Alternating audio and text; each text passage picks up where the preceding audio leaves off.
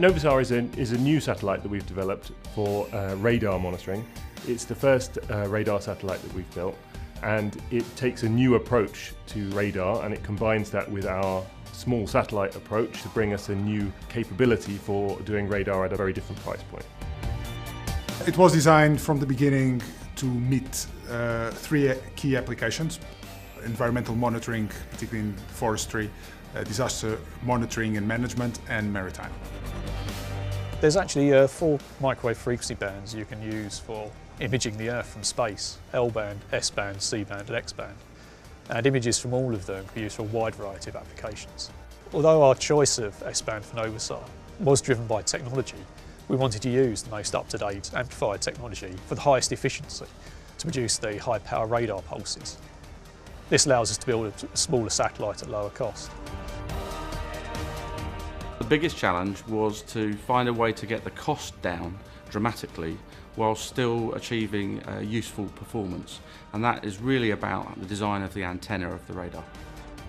There are different styles of antenna, like reflectors and what's called a phased array, which is a rectangular structure with multiple repeated elements. If you have the latter, then you have the ability to steer and shape the radar beams, and that gives you the opportunity to implement lots of different modes.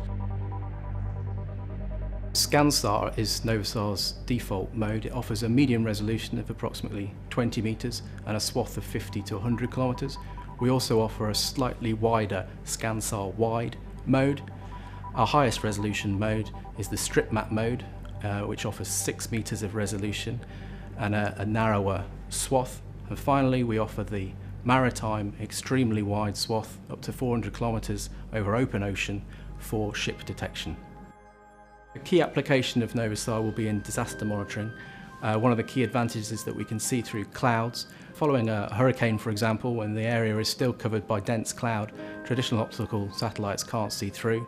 We will be able to see the ground, perform flood impact assessments, but also help with very quick response, immediate imagery of the disaster area to help with the relief effort and planning. Another application is that it can look at the soil moisture and identify areas which are prone to flooding.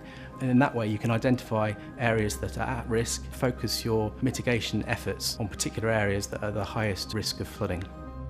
Combining AIS and SAR data will allow us to provide information to shipping, customs and fishing authorities so that they can monitor their areas of interest and see any illicit activities, for example illegal fishing or illegal transportation or smuggling.